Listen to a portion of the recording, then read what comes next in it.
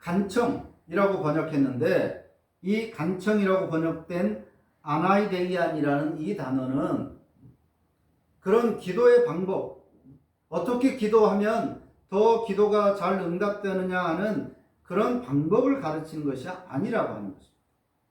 원래 이 단어는 강청이라고 해야 더 바른 번역입니다. 옛날 성경이 더 잘 번역한 것입니다. 간청으로 번역을 하느냐, 강청으로 번역하느냐에 따라서 기도의 태도와 내용이 달라질 수가 있습니다. 다시 오늘 본문의 내용을 보면 본래 이 단어는 뻔뻔하다 혹은 철면피라고 번역하는 것이 더 원뜻에 가깝다라고 어떤 학자는 말하고 있는데, 그래서 부정적으로 생각할 수 있지만 그런 것이 아니라 마치 자식들이 부모에게 돈 맡겨놓은 것처럼 뭘 사야 하니까 돈 달라고 한다든지, 그렇게 말을 안 듣다가 심지어는 어젯밤에 짜증내고 신경질을 내고는 아침에는 또 언제 그랬냐는 듯이 밥 달라고 한다든지 하는 그런 천연덕스럽게 말하는 그런 모습, 뻔뻔한 모습. 자, 그런 모습을 표현하는 단어라고 할 수도 있는데, 지금이야 새벽 2, 3시에도 뭘 달라면 냉장고에서 꺼내줄 수도 있고 편의점에서 사다 줄 수도 있지만, 겨우 떡 3덩어리를 달라고 했는데 예수님 당시 중동 지역이라는 문제가 여기에 대입이 되면 전혀 다른 상황이 되고 맙니다. 우리도 예전에, 아주 옛날에는 학교 갔다 돌아오면 엄마가 밥 줄 테니까 조금만 기다려 라고 했을 때, 그 조금이라는 것이 그때부터 이제 불을 피우고, 아궁이에 불을 피우고 쌀을 씻고 또 재료를 구해오고, 그렇게 30분 1시간이 지나는 것이 좀만 기다려 라고 했습니다. 그처럼 중동 지역 역시도 더더구나 음식을 보관할 수가 없는 그런 후덥지근한 날씨를 가진 지역이었기 때문에 그들의 일상은 매일매일 급기에 먹을 것만 준비해서 먹고 끝냅니다. 미리 준비해서 그 다음 식사 때 또 먹을 수 있는 그런 상황이 아니라고 하는 것입니다. 그러니까 아침에 먹을 것은 아침에 준비해서 먹고 끝내고, 점심은 또 다시야, 저녁 또 다시야, 그렇게 된 겁니다. 음식을 할 때도 흔한 보리떡을 만들더라도 밀이나 보리를 미리 빻아 놓으면 또 상하게 되니까 그때그때 그걸 빻고 반죽하고 또 불을 피워서 구워야 됩니다. 자, 온 가족이 잠든 밤중에 옆에 가까이 지내던 이웃이 찾아왔습니다. 친구가 찾아와서 떡을 달라고 합니다. 비록 한 덩어리를 달라고 했더라도 앞서의 그 모든 과정을 거쳐야만 합니다. 그 집이라고 해서 미리 반죽을 해놓고 숙성시키고 있는 그런 집이 아니기 때문에 앞에서 말한 밀이나 보리를 빻아야 되고, 또 그것을 반죽시켜야 되고, 또 숙성시켜야 되고, 불을 피워야 되고, 이런 과정을 거쳐야만 합니다. 한밤중에 이미 잠들었던 그 시간에 부탁을 하면 설사 해준다고 할 때 이제 시작하면 날이 새서 아침으로나 먹을 수 있는 그런 상황이 되는 겁니다. 그러니 이 모든 상황을 잘 알고 있는 사람이 이런 부탁을 한다면 이 사람은 얼마나 무례하고 뻔뻔한가 하는 거예요. 모르는 사람이 아니라 자기가 떡을 빌려달라고 말하면, 떡덩어리를 빌려달라고 말하면 이런 상황이 벌어지겠구나 다 알고 있는 사람인데, 그럼에도 불구하고 모두 잠든 한밤중에 찾아가서 떡 3덩어리만 빌려달라고 말하는 이 사람이 얼마나 무례하고 뻔뻔한가 하는 거예요. 그런데 한편으로 그렇게 무리한 요구를 할 수 있을 만큼 그 두 사람은 친밀한 관계라고 하는 것입니다. 기도가 이와 같다라고 하는 것입니다. 기도자에게 가장 중요한 것은 자기의 필요가 얼마나 간절한가를 어필하거나 또 자기의 요구를 어떤 방법으로 해야 저 사람이 잘 들어줄까? 이것이 아니라는 거예요. 내가 정말로 간절히 필요하다라고 하는 것을 또 다양한 방법으로 정말 그 사람이 설득될 수밖에 없는 방법으로 구하는가? 이것이 기도에 있어서 중요한 것이 아니라 기도자에게 있어서 가장 중요한 것은 기도의 대상인 하나님과의 친밀함이라고 하는 것입니다. 오늘 이 두 이웃 간에도 마찬가지였습니다. 빌리러 간 사람이 어떤 방법으로 요구를 했느냐, 그게 아니었습니다. 가장 중요한 것은 이 두 사람의 그 뻔뻔할 수 있는 친밀함이었던 것입니다. 방법이 아니었습니다. 또 말의 능수능란함이 아니었습니다. 평소에 이 둘의 친밀함이 그런 요구를 할 수 있었고, 그래서 그 친구도 그 요구를 들어주고 있는 것입니다. 하나님과의 기도가 바로 이렇다는 것입니다. 먼저 친밀한 것이 우선이다. 하나님과의 친밀도가 기도에 있어서 가장 중요하다라고 하는 것입니다. 주기도문에서 가장 먼저 아버지라는 단어가 나옵니다.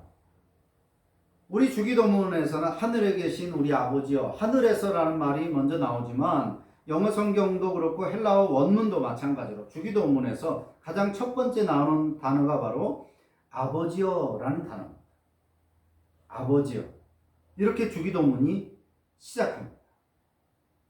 즉 하나님과의 관계가 어떠한가를 먼저 설정하고 있다는 것입니다. 친밀함.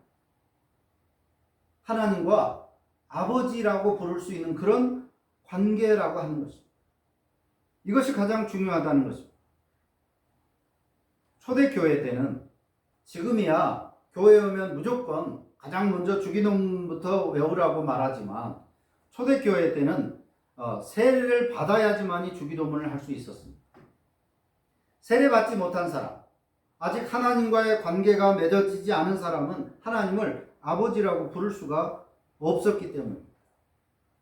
그래서 처음에는 사도신경을 가지고 그 사람의 신앙이 이러해야 된다라고 가르치고 드디어 세례를 받고 나서 가장 먼저 이 주기도문을 암송할 수 있는, 주기도문을 말할 수 있는 자격을 부여하는 것입니다. 그만큼 주기도문에서 이 아버지라는 부분이 대단히 중요한 것입니다. 예수님을 따르는 자는 하나님을 아버지로 부를 수 있습니다. 그렇다면 그는 하나님께 강청의 기도를 할 수 있는 것입니다. 하나님이 아버지니까 언제든지 무엇이든지 또 어떤 식으로든 하나님께 구할 수 있을 그런 관계가 된다는 것, 그런 관계여야 한다는 것, 이것이 바로 이 비유의 핵심입니다. 절실함이나 간절함으로 하자면 다른 종교인들이 우리보다 훨씬 더합니다. 갈멜산에서 엘리야와 대결했던 그 바알 선지자, 아세라 선지자들의 그 열심, 그 간절함, 몸을 칼로 그어가면서 자신들의 기도를 응답해달라고 했던 그들의 간절함, 오늘 이단 사이비들의 간절함, 그들의 열심이 우리보다 절대 부족하지 않습니다. 그런데 기도에 있어서 가장 중요한 요소는 그런 것 이전에 먼저 하나님과의 친밀성이라고 하는 것입니다. 하나님과 부모 자녀의 관계가 되어야지 무엇을 요구할 수 있다는 거예요. 그저 지나가는 모르는 아저씨한테 가서 뭘 달라고 요구하는 것은 삥을 뜯는 것입니다. 구걸하는 것이죠. 우리의 기도는 구걸이 아니라는 거예요. 하나님을 협박하고 또 온갖 방법을 동원해서 삥 뜯는 것이 우리 성경이 가르치는 기도가 아닙니다. 그런데 우리가 하나님과 친밀한가? 물론 하나님을 아버지라고 부를 수 있는 그런 신앙이 되었지만 그럼에도 불구하고 하나님과 우리가 친밀한가는 생각해 볼 필요가 있습니다. 신분적으로 예수 그리스도를 믿음으로써 신분적으로는 우리가 하나님과 아버지, 자녀, 부모 자녀의 관계가 되었지만 실제로는 법적으로 신분적으로는 그렇지만 실제로는 급할 때만 하나님을 찾고 평소에는 모른 척하는 그런 응급 처방식의 기도자들이 대부분이라고 하는 것입니다. 매번 하나님은 낯선 분, 이것이 오늘 한국 교회의 신자들의 현실이다라고 합니다. 하나님과 친밀한 사람은 문제가 생겨야만 혹은 어떤 심각한 병이 걸려야만 응급 처방하는 식의 그런 링거 기도자가 아니라 평상시에 늘 운동하는 사람처럼 일상의 삶에서 하나님의 말씀으로 살려고 하는 일상 기도자인 것입니다. 앞에서 말한 것처럼 예수님은 잡히시던 밤에도 겟세마네 동산에서 기도하셨습니다. 성경은 습관을 따라 관습을 따라 기도하셨다 그랬습니다. 하나님과 예수님은 이렇게 친밀한 관계를 유지하고 있었습니다. 코리 텐붐이라고 하는 사람은 이런 말을 합니다. 기도가 여러분의 운전대입니까? 아니면 예비 타이어입니까? 늘상 운전해 가는 그 차에 현재 사용되고 있는 운전대인가? 아니면 비상시에만 문제가 발생해야만 사용하는 그런 예비 타이어인가? 그렇게 묻고 있습니다. 사도 바울도 쉬지 말고 기도하라고 말씀하고 있습니다. 쉬지 말고 기도하라는 얘기는 하나님께서는 쉬지 않고 들으신다는 것입니다. 자식은 부모에게 뻔뻔할 수 있듯이 예수 그리스도 안에 있는 신자들도 하나님께 강청할 수 있습니다. 다만 그럴 자격은 있지만 1년에 한두 번 보는 부모 자식 사이가 대면대면 할 것처럼 그럴 수밖에 없는 것처럼 평상시에 하나님과 친밀하지 못하면 이 강청도 쉽지 않은 것입니다. 기도의 목적은 필요한 것 주고받는 그런 비즈니스가 아니라 하나님과 친밀도를 유지하는 방편인 겁니다. 오늘 또 이어지는 9절 10절은 더 구체적으로 기도의 목적에 대해서 한층 더 발전시키는 말씀을 하고 있습니다. 간청이 아니라 강청의 기도자들이 되어야 한다고 말씀했고 또 그 유명한 9절 10절에서는 구하라, 찾으라, 두드리라. 구하는 이마다, 찾는 이마다, 두드리는 이마다. 그랬습니다. 근데 오늘 본문을 자세히 보면 구하는 것마다, 찾는 것마다, 두드리는 것마다 주신다라고 말씀하고 있지 않습니다. 무엇을 구하든지 다 준다는 것이 아니라 정확하게는 구하는 자마다, 구하는 이마다, 구하는 자마다, 찾는 이마다, 두드리는 이마다. 구하는 사람, 찾는 사람, 두드리는 사람을 말합니다. 기도의 방식, 기도의 내용보다 기도하는 사람에게 초점이 맞추어져 있습니다.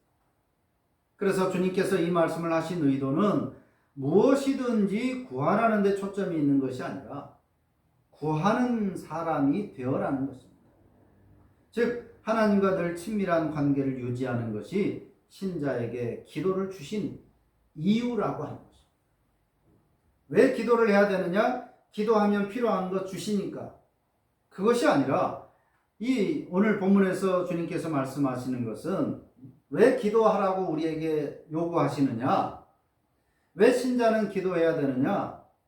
기도하면 받으니까가 아니라 하나님과 친밀한 관계가 이 기도를 통해서 형성되기 때문이라고 하는 거죠. 기도를 왜 줬느냐? 하나님과 친밀함을 더 쌓아가라는 것입니다. 유대인들이 율법 토판에 꿀을 바른 이유가 바로 그것입니다.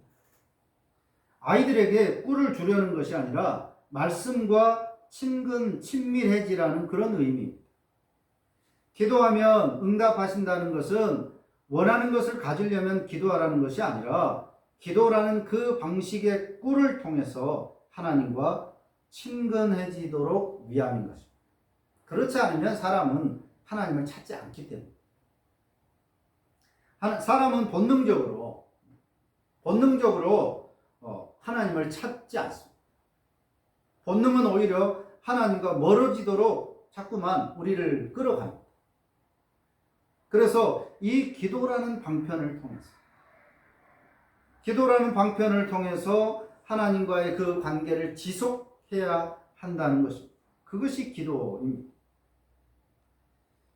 기도를 은혜의 방편이라고 합니다. 우리 개혁주의 장로교에서 은혜의 방편이 말씀이고 성례고 또 기도입니다. 하나님께 은혜를 받는 방법이 뭐냐? 말씀을 통해서 은혜를 받을 수 있습니다. 또 성례, 즉 세례와 성찬을 통해서도 우리의 영혼에 하나님의 은혜가 주어집니다. 그리고 또 하나, 기도를 통해서 은혜를 받는다. 근데 이 말은 다시 한번 생각해 볼 필요가 있는 것이, 기도를 통해서 우리가 하나님의 은혜를 받기도 하지만 기도를 은혜의 통로, 은혜의 방편이라고 하는 것은 기도 그 자체가 복이고 은혜라는 의미라고 생각할 수 있습니다. 기도를 해서 뭘 받을 수 있기 때문이 아니라 기도함으로써 하나님과의 관계를 유지할 수 있기 때문에 기도라는 것 그 자체가 바로 은혜라고 하는, 은혜의 수단이 된다는 것입니다. 기도를 요청의 수단이 아니라 하나님과의 교제의 수단으로 여겨야 한다고 하는 것. 성경이 가르치는 우리 개혁신앙의 기도 이해는 우리의 기도가 이방인처럼 그저 필요에 의해서 간청하는 기도가 아니라 하나님과 항상 동행하는 강청의 기도자가 되어야 한다는 것입니다.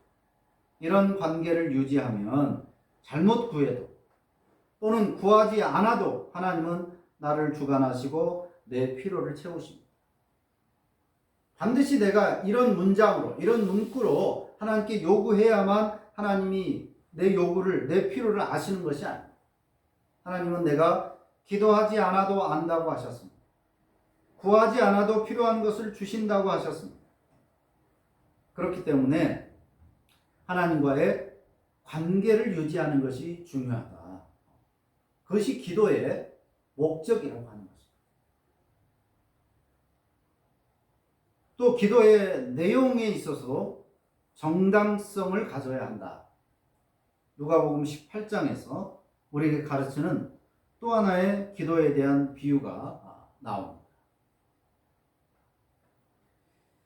이 내용은 다음 기회에 다시 살펴보기로 하고, 정리를 하면 기도는 결과에 초점이 있는 것이 아닙니다. 무엇을 받기 위해서, 무엇인가 내 필요를 채우기 위해서 기도하는 것이 아닙니다. 기도의 경험, 습관을 통해서 하나님을 알아가고 하나님과 친밀한 관계를 유지하는 데에 기도의 초점이 있습니다. 혹시 하나님께 기도를 하지 않아도 하나님은 자녀에게 은혜를 주실 수 있습니다. 또 주시기도 합니다. 항상 매번 내가 요구해야만 주시는 것이 아닙니다. 그러나 아무런 요구를 하지 않았는데도 하나님이 알아서 다 주시면 그 신앙은 성장하지 못합니다. 하나님께서 어차피 주실 것이지, 구하지 않아도 우리에게 필요한 것을 주실 것이지만 내가 기도함으로써 하나님께서 주셨다라고 하는 그 인식을 하면 하나님에 대한 지식이 깊어가고 신앙의 영역도 확대되고 하나님께 영광을 돌리는 그런 삶을 살아가게 됩니다. 그러나 모르고 받은 사람, 구하지 않았는데도 하나님이 주셔서 그저 아무 생각 없이 살아가는 사람은 자기가 잘나서 또는 운이 좋아서 잘 나가는 줄로 알고 교만하게 됩니다. 은혜를 받았으면서도 오히려 그 은혜가 하나님으로부터 주어진 것이 아니라 내 실력으로, 내가 운이 좋아서 지금 이런 모든 일들이 나에게 좋게 다 풀리는 것이다 라고 생각을 하게 되면 사실은 하나님의 은혜인데 오히려 죄 가운데 엎어지게 되는 것입니다. 교만하게. 기도를 통해서 구하지 않아도 주시는데 하나님이 우리를 굶게 하지 않고 멸망하지 않게 하나님께서 다 하실 텐데 왜 굳이 기도를 해야 되느냐? 기도를 통해서 더 성숙한 신앙이 되게 돼요. 그렇지 않으면 은혜가 오히려 독이 된다는 것이죠. 교만하게 되는 독, 넘어지게 하는 독이 된다는 것이죠. 그래서 기도를 통해서 하나님이 내게 은혜를 주신다고 하는 사실을 늘 기억하고 또 하나님과 교통하는 그런 삶을 살아가는 것이 바로 그 신앙을 더 성숙하게 하는 방편이 된다고 하는 것입니다. 기도는 하나님과의 교제, 친밀함을 위한 수단입니다. 이것이 다른 종교와의 큰 차이입니다. 모든 종교들에도 있는 기도는 내 필요한 것을 얻어내는 방편입니다. 내가 기도해야만 혹은 이런 방법으로 이렇게 기도해야만 내 신이 내 필요를 알고 또 혹시 잠자다가 일어나서 내 말을 들을 수 있다. 그렇게 생각합니다. 모든 종교들의 기도는 필요를 채우는 방편입니다. 하지만 성경이 우리에게 가르치는 기도는 하나님과의 교제, 친밀함을 위한 수단입니다. 성숙한 신자라면 문제가 발생할 때만 하나님을 찾는, 하나님이 늘 낯선 그런 기도자가 아니라 친밀도를 유지하고 만남에 의의를 두는, 기도를 통해서 하나님과 교제하는 데 의의를 두어야 하고 때로는 말하지 않아도, 너무 친하기 때문에 말하지 않아도 마음을 헤아릴 수 있는 그런 관계, 그런 친숙한 기도자의 삶을 살아야 하는 것입니다. 이것이 성경을 통해서 우리 개혁신학이 깨달은 기도입니다. 기도는 내 필요를 채우는 요구수단이 아니다. 기도 그 자체가 은혜의 방편이다. 기도를 통해서 하나님과의 관계를 유지하는 것이다. 이 사실을 우리가 다시 잘 기억해야 되겠습니다. 기도합니다. 하나님,